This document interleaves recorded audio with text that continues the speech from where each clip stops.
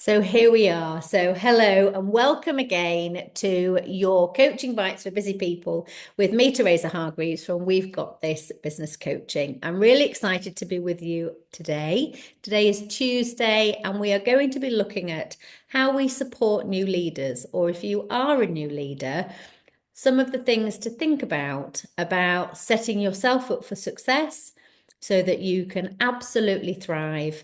And we want to reduce the amount of stress and not let you fail. So I'm going to go at it from both angles. And it's both prevalent for people that manage new leaders, and it's also prevalent for new leaders.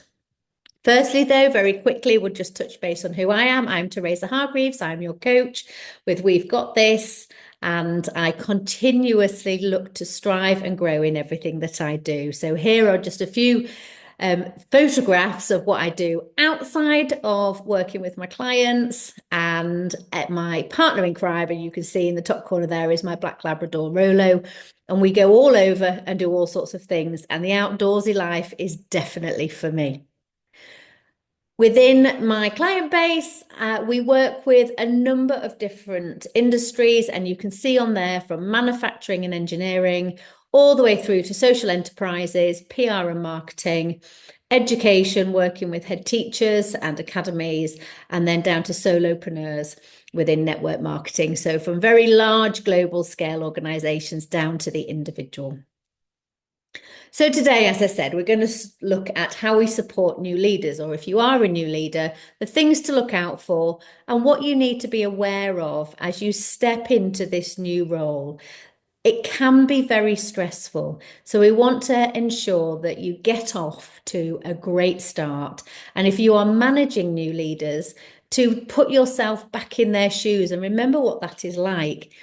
It's really interesting, I think, that when you first either promote somebody or you get that promotion, you've got the job. But sometimes we don't always ensure we understand why we got the job or why we gave that person the job. Sarah, and I can't remember her surname, on Dragon's Den, I listened to her a while ago and she was really clear on how she shifted from having imposter syndrome to not having imposter syndrome in certain areas.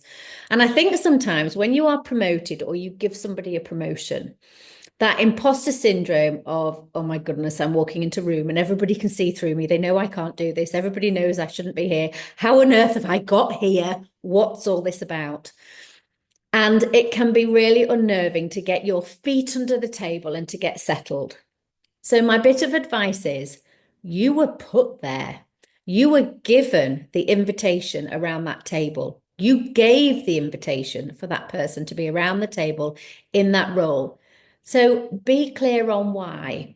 So from a person who has become a new leader, why did you get the job? What did the recruitment panel see in you that they knew you would be able to fulfill the role that they had for you? Be clear on that because they've seen something in you that they believe will succeed. And vice versa. If you are the line manager now of the new leader, what did you see in them? Why did you give them the job? Have you told them? Have you explained to them? I remember when I moved out of an own label herb and spice company, and I wanted to break into the branded world.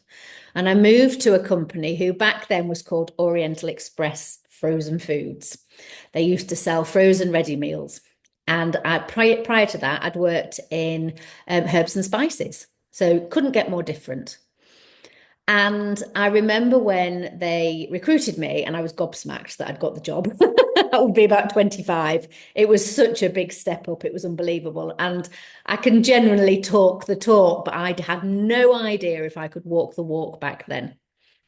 And the guy that recruited me, who then became my manager, said, Teresa, we've recruited you because we see something in you. We recognize there are some big gaps, and it is our job to ensure that we help you fill those gaps. But what we have seen in you is blah, blah, blah, XYZ. And that's why you've got the job. So continue to excel at that and ask for help and support, and we will help you fill the gaps. That to me was such a turning point. It then meant every time the imposter syndrome came in, I was like, no, hang on. They've seen this in me. What's happening in this meeting today is part of my gaps. So this is filling that in. And I think whether you're coming at it from somebody that has been employed or you are the employer, it makes it really clear. And then once you've set that very clear statement, you then need to check in. So check in constantly with each other. How are you getting on? Are we filling those gaps? What's still missing for you? If you are the manager of the new leader, make sure you put time in your diary to check in with them. It is your responsibility. You have brought this person into this role to do a job. Don't let them down. Be the manager you would always want to have had or you've had. And similarly, be the manager you want them to be. So we don't want people to fail. We want people to come to work and we want people to enjoy their work and be happy to be there. We want to build on their strengths and we want to ensure that they are happy and a great advocate of everything that we do. So check in with them and keep making sure that they're happy to do that. So I hope that part makes sense. That was one of my biggest, earliest learning curves in the world of business. The boxes of control are something that I talk to clients on, I would say daily. It's so important, no matter who you are in the organization, that you know where your efforts are best spent. So if you are a new leader, you've just been promoted, you might be managing for the first time, you can't do everything. And you're not expected to do everything. But what you are expected to do is the things that you're meant to do and to do them well. So be clear on what those are. And if you are managing somebody, make sure you're clear on where you want them to spend their efforts.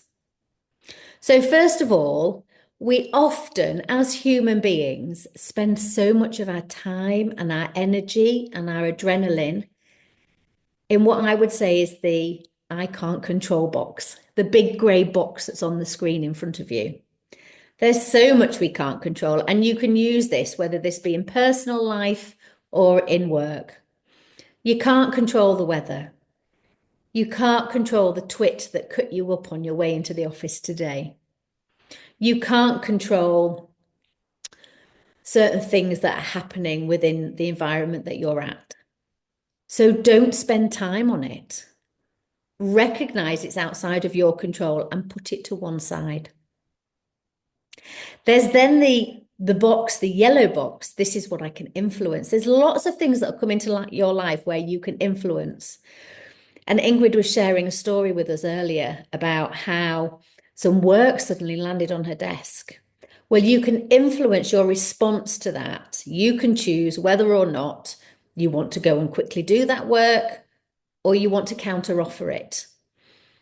That's in your influence. And then what will happen from you choosing how you influence that then becomes whether you're in control or not.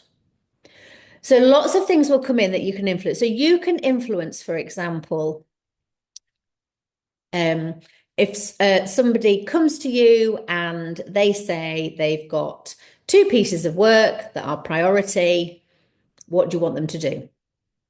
So you can influence guiding them on those 2 pieces of work. Ultimately, you're not in control of it because ultimately they will make the decision.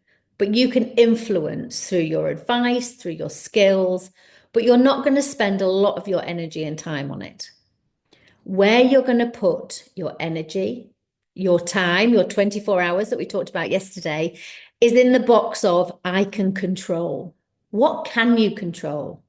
You can control your diary. You can control the work you have to get done. You can control what messages you want to send out to your team. You can control the workload you put on your team. So spend your energy and spend your efforts and the bulk of it in the green box. I would spend 70% of my time in there. That's in my gift. And spend 30% of your time and your effort in the yellow box.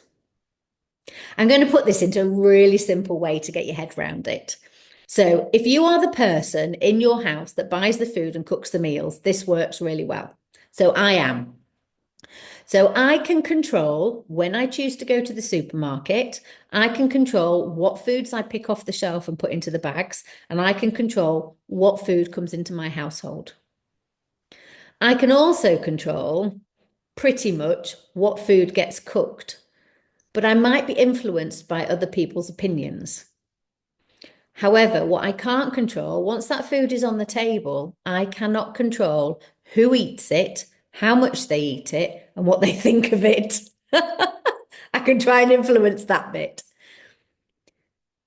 So have a think about that. So I'm happy to put my effort into doing the food shop and cooking the meal and putting it on the table. But I'm not going to spend too much time. If they don't come and eat it, I'm not going to put my energy there. And I'm not going to put my emotions in the bits that I can't control. So whilst I've put that scenario into a home scenario, I've tried to make it really simple and really clear to help you then move that into the work and where you put your efforts as a leader. Okay, so it starts with our mindset, doesn't it?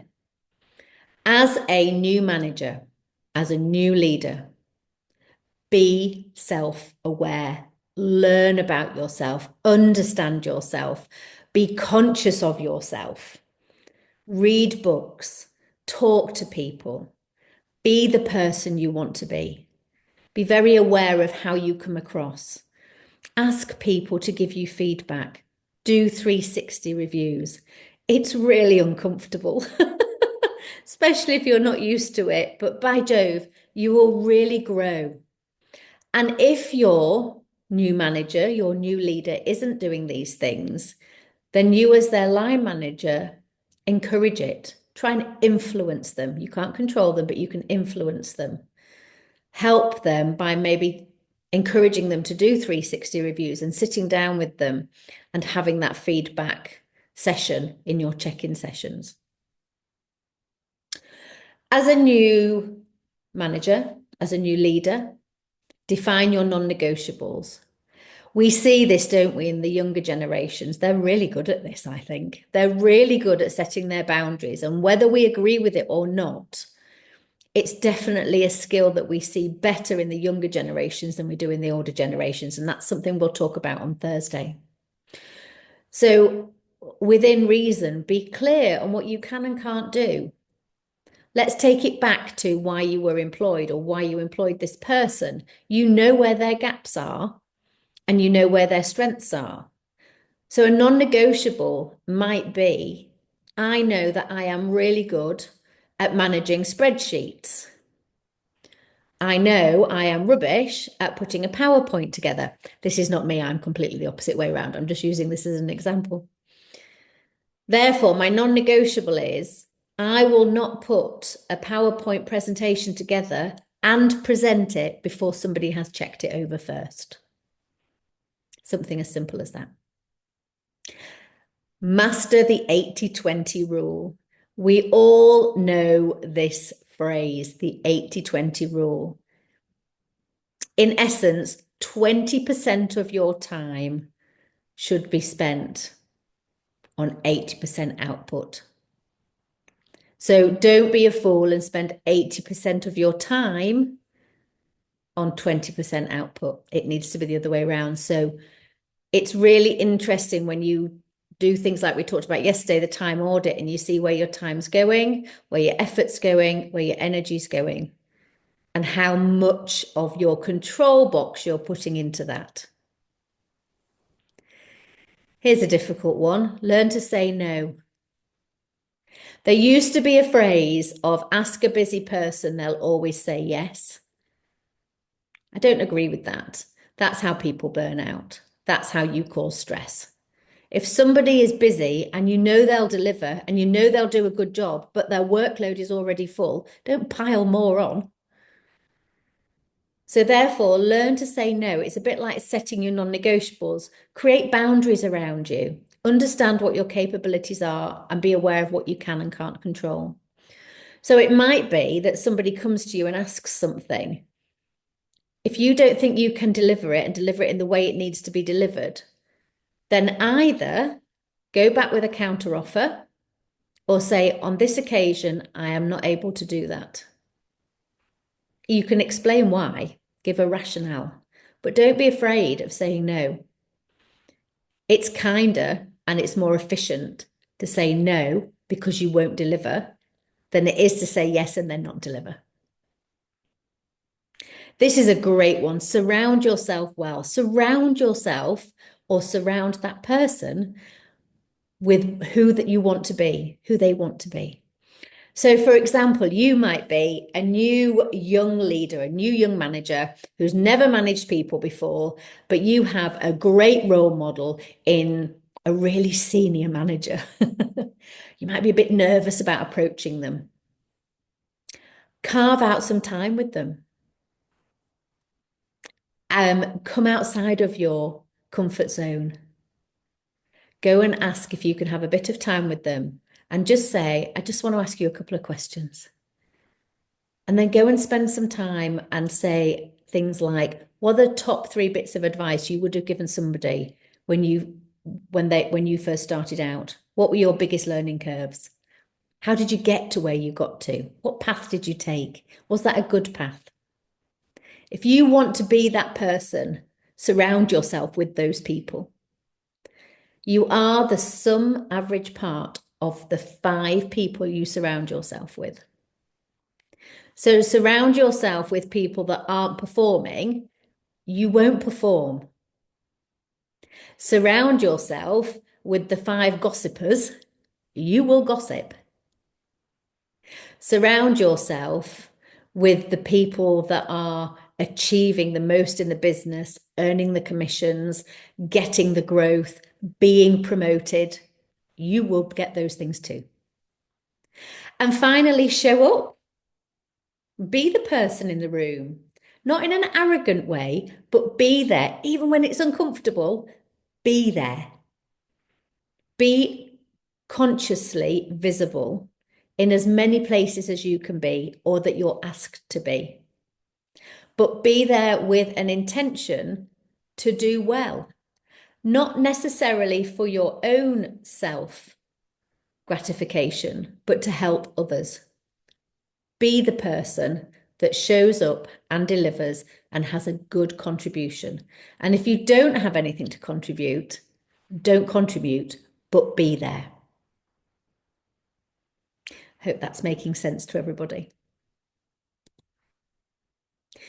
Now this, I have pinched this picture, as you can tell, it's not one of my own, but this I think is really, really important. When you first come into management, just because you are good at your job does not necessarily mean that you can manage people. And as a new leader, you need to be aware of that. It can be really frightening. And you know what? Most people are rubbish. Most people are not good at leading a team because you don't really get taught that bit, do you? You're really good at the job that you do, but you're not necessarily good at managing people. You can only go off how you've been managed. So immerse yourself in people management, immerse yourself in your team. Be a people person. And if it's not for you, don't take the job. Don't give them the job. If you know that they are not a people person, find something else for them to do in the business that builds on their strengths. I work with a lot of head teachers, and it's one of the key things that comes out of the education system. You might be an amazing teacher, absolutely phenomenal. But when you're put into a senior role to manage other teachers, you just can't do it. And it always makes me sad to see that, because then you see a really good teacher become an average teacher because they are being given pressures of having to lead people, and that's not their forte. So, how do we get around that? First of all, if you are a line manager and you're planning on promoting somebody, if their ability is not a people person and you do not genuinely believe they want to manage people, don't promote them in a people orientated role. Give them another job. Promote them in another way. There will be a need for those skills somewhere. If you have been promoted and if you are a people person, find out what your team want. It might not be that they want a fancy office. I've worked in a business I've worked in a business where the offices were very, very old, decrepit, 1960s, but they were full. People were in there all the time. They then did a massive refurb, and by Jove, it was izzy wizzy. It was super, absolutely trendy. It had everything that we're told offices of today need. And every time I go in, there's nobody there. There's nobody in them. What a waste of money. And what happened to the team? Why aren't they going in? So find out what they do need. There's always going to be something around remuneration. How do they want to be recognized? Not everybody wants the all singing, all dancing star award of the week. Some people want quiet recognition. What does life balance look like for them? Do they want flexibility, and have they got it? And could you give it? Is there a way of working around it? An organisation that I worked with had done exceptionally well one year, and they had a huge budget to celebrate. I think it was something like £10,000. So they decided they were going to take the team away to Barcelona for 2 days. Oh my goodness, how fantastic. All expenses paid trip to Barcelona. And the senior management team were absolutely delighted. They couldn't wait to take the team away. They thought it was fantastic. And when they landed the news of this tremendous work trip, it landed flat in certain areas and they couldn't understand it. And so they asked me to help. And we found out that actually, for a couple of members of the team, this was excruciating. One member of the team was the main carer for his family. His wife was in a wheelchair and significantly had challenges, and there were 4 children in that family. By him going away for 2 days, created chaos in their routine, and he genuinely did not know how he would manage the home life situation. But he was too nervous to tell his employer that he couldn't go and the reasons why. How sad is that? By not knowing your team and what will speak to them means that these big grand gestures don't always fall in the way that you would like them to. So be really clear on what it means to your team as to what you might offer and what you might do. I hope that makes sense. And finally, talk like a leader. Think about how you come across and how you speak. And if you have promoted somebody who isn't great with their words, then coach them in it, help them. Something that I'm really keen on at the moment that I learned from another podcast that I listen to, you'll soon find when you work with me, I listen to podcasts all the time, is this piece about stop apologizing. Sorry to bother you. Don't say sorry, say thank you. Turn it into a gratitude way. It will reprogram the brain. Thank you for giving me a minute. Can we just discuss XYZ? You want to lead with authority, but kindness and understanding. So I'm not good at that. So let's go back to the scenario of I'm not good at presentations. Not me personally, I don't think. Let's turn it around. Let's do it real. I'm not good at spreadsheets. Instead of saying I'm not good at spreadsheets, say I'm currently improving my skills in that area. Could you help me? I'm sorry for the delay, or I'm sorry I'm late to the meeting. The traffic was horrendous. Thank you for your patience. The traffic was awful. And then there's that bit as well, isn't there? This slang way of talking that sometimes we have. So no worries. Turn it into, I'm always happy to help. I'm here to help you. So really think about how you speak so that you get the attention from those people that you most want to hear you. And continue to grow. Encourage your leaders to grow. Help them to grow. I work as a volunteer mentor on the Help to Grow management scheme through the government. It's a tremendous program. If you don't know anything about it, go online, look it up. There's the logo, or get in touch with me. You learn everything there is to know about business and all the different departments. So if you've got any gaps, any knowledge gaps, anything you're not really spending much time on, it helps to give you the full picture. And you get 10 sessions of free mentoring. Read the books, listen to the podcasts, surround yourself with the things that are going to help you grow. If you need a coach, get a coach. If you need a mentor, ask for a mentor. At the end of the day, we could have 6 months' time and you could have 6 months worth of excuses, or you could have 6 months of progress. The choice and the control is yours. So I hope that's helped everybody today. I hope that if you are looking at promoting somebody, you will bear these things in mind. If you have just promoted somebody, or you have been promoted into a new management or leadership position, you'll bear these things in mind. And if you want to spend a little bit more work thinking about actioning any of this, then please get in touch. And if I can help, I absolutely will. So enjoy your day, the rest of your afternoon, and I hope I get to see you tomorrow. And tomorrow we are talking about the first 90 days of a new job. Oh, I remember it well. Take care, enjoy your TAT day, and I'll look forward to seeing you tomorrow. Thank you for your time.